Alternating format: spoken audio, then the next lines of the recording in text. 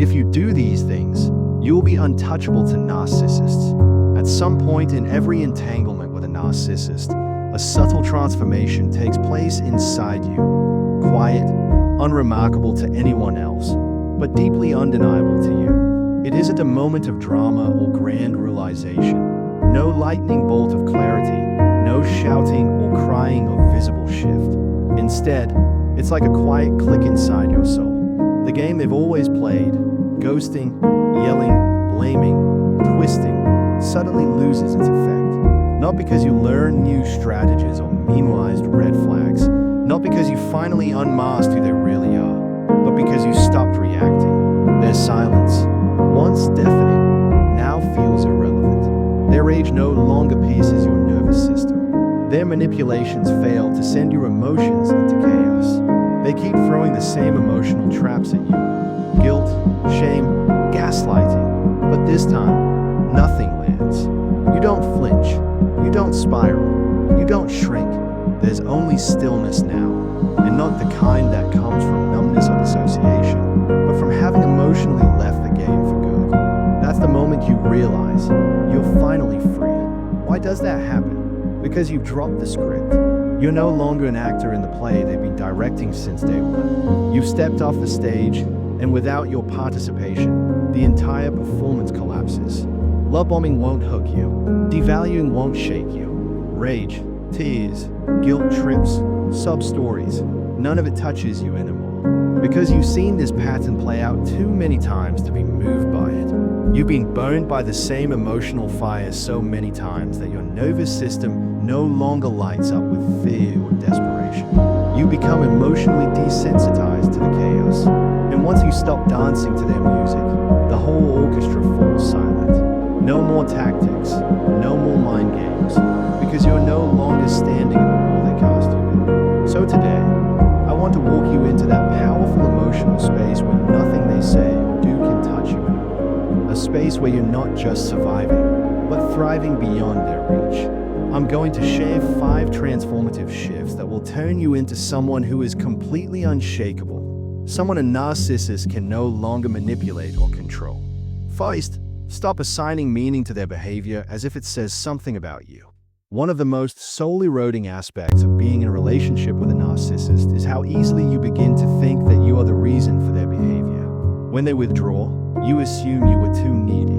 When they lie, you wonder if you were too demanding. When they cheat, you tell yourself you weren't enough. When you catch them red-handed, they flip it back on you with you're paranoid or you're too controlling. And without even realizing it, you start shrinking yourself, contorting, apologizing for things you didn't do, constantly trying to manage their reactions as if their dysfunction is a reflection of your worth. This is how the brainwashing works: slow, subtle, and deeply emotional. Before you even know it, you're carrying their shame on your back as if it belongs to you. That's why I call it alien shame, because it's not yours, but it feels like it is.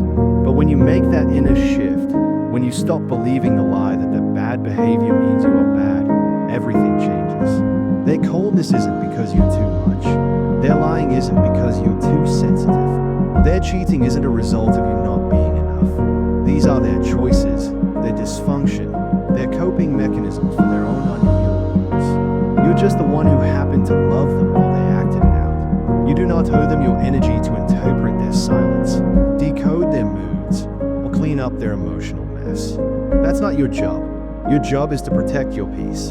And part of that protection is to stop internalizing behavior that has nothing to do with you. Let them ghost you, guilt trip you, lash out, sulk, lie, and play the hot and cold game they're so addicted to. You do not have to make sense of it. You do not have to carry it. Because the second you stop linking your self-worth to their roller coaster, they lose their grip on you. You stop panicking when they vanish. You stop spiraling when they blame you. Because deep down, you know who you are. You know you showed up with love, honesty, and effort. Their inability to receive it says everything about them and nothing about you. That's when you stop dancing around their moods, stop decoding their silence, and stop performing for someone who never intended to see you clearly anyway. Second, stop needing anything from them. The only reason they still have power over you is because some part part of you still hopes they'll give you what they never did. That's the hook, and it's how they keep pulling you back, even when they're no longer physically around. You still need them to admit the truth, to apologize, to acknowledge the pain they caused, to validate the love you gave, or, if they're a parent, to finally show up in a way they never could. That need becomes the open door they use to walk in and out of your life at will. They know exactly what you're holding on to, that one honest conversation, that one sincere apology, that one moment of clarity. So they bait you with just enough word to keep you emotionally invested. I've been thinking a lot about what I did, or you're the only one who really understood me. But it never leads anywhere, because it's not meant to. They don't want healing, they want control. They keep you emotionally stuck, always waiting for something that never arrives. But the truth is, what you are waiting for doesn't exist in them. The closure, the honesty, the empathy, it's not there, and it never was. So stop waiting, not because you're bitter, but because you're finally awake. You're no longer standing in the doorway of your own life, waiting for someone emotionally incapable to come back and redeem themselves. Give yourself what they never will. Reclaim your power, not by begging them to do better, but by giving yourself the peace they never could. They always keep the illusion just slightly out of reach, offering vague and empty phrases like, "I've been thinking about everything," or "I never meant to hurt you." These aren't genuine efforts at resolution. They're carefully placed emotional bait. Their purpose is not to repair, but to tether you, to keep you orbiting around the hope that maybe, this time, something will be different. But it never is. It never leads to clarity, growth, or healing. It's just enough to keep you emotionally suspended, waiting for a door that will never open. And the moment you stop longing for that one last explanation, that one final moment of truth, that's when their hold on you begins to crack. Because the harsh truth that no one wants to say out loud is this: they were never going to give you what you needed. Not before, not now, not ever. The love you were starving for, the apology you carried in your chest, the closure you rehearsed 1,000 times in your head, it doesn't exist within them. And it never did. What they want isn't reconciliation. They don't want things to be okay. They want things to stay messy, unresolved, unhealed, because that's where they keep control. As long as things remain incomplete, you remain engaged.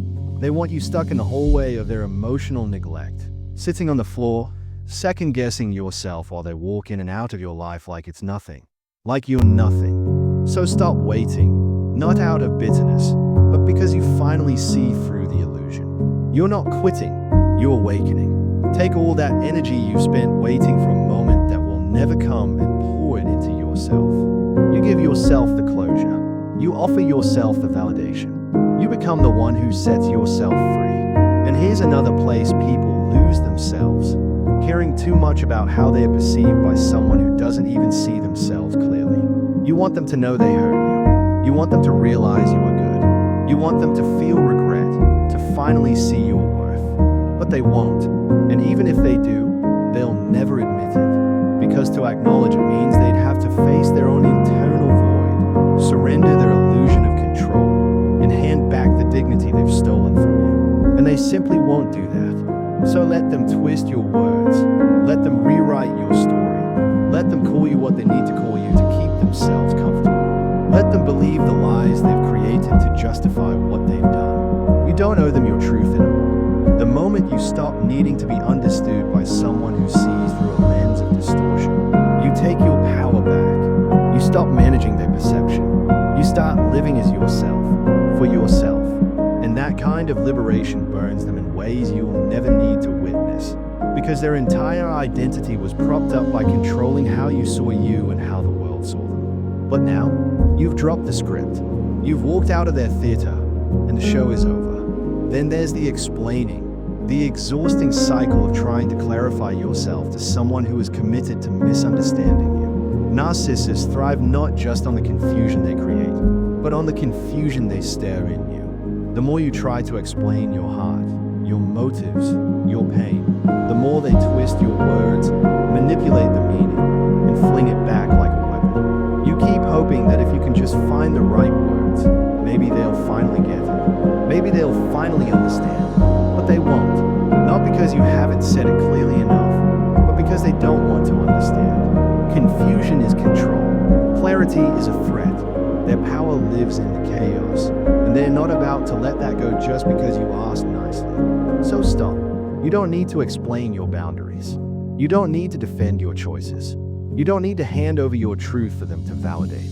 You're done playing that game. Believe me when I tell you, they don't misunderstand you because you're unclear.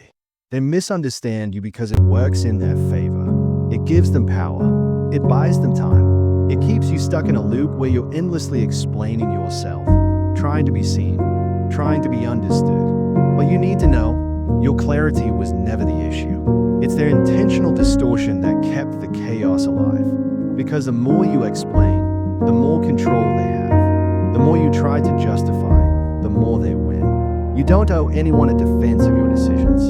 You don't have to stand on a stage and justify why you've drawn boundaries. You don't need to prove your worth to someone who was never looking at you with honest eyes.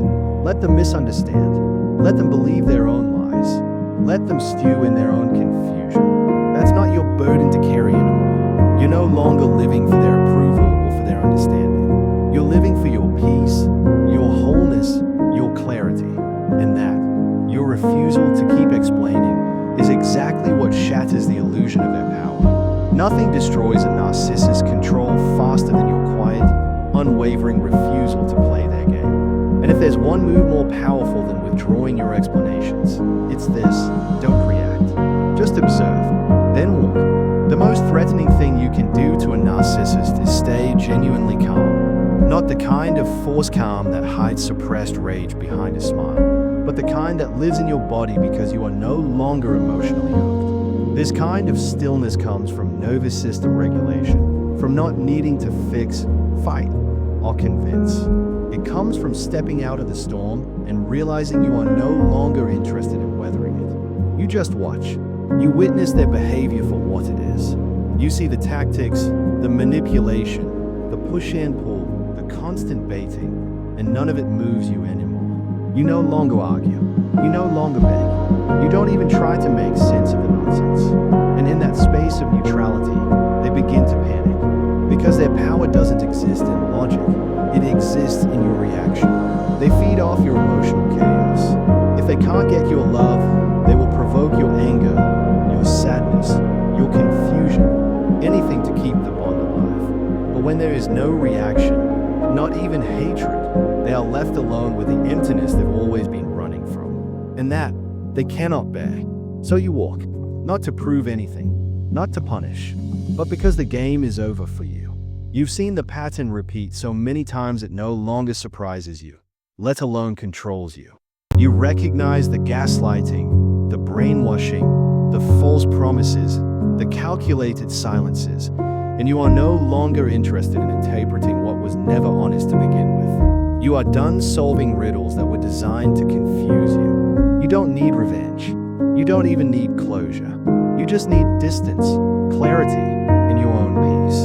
And when you operate from that place, when you stop responding to the false version of love they offered, you start returning to your real self. That is the gift in all of this. You begin to crave what's real, what's raw, what's honest. The fake starts to repulse you. Pretending becomes intolerable. You want people who are vulnerable, who are emotionally present, who show up as they are, because that is how you now live. So take whatever resonates from this and don't just reflect on it. Live it, practice it, integrate it, because healing isn't just about knowledge, it's about embodiment. And if anything I've said has helped shift something in you, then I know this was worth it. Let's end this episode here. And as always, thank you for listening, for being here, and for choosing to grow. Until next time, let the healing not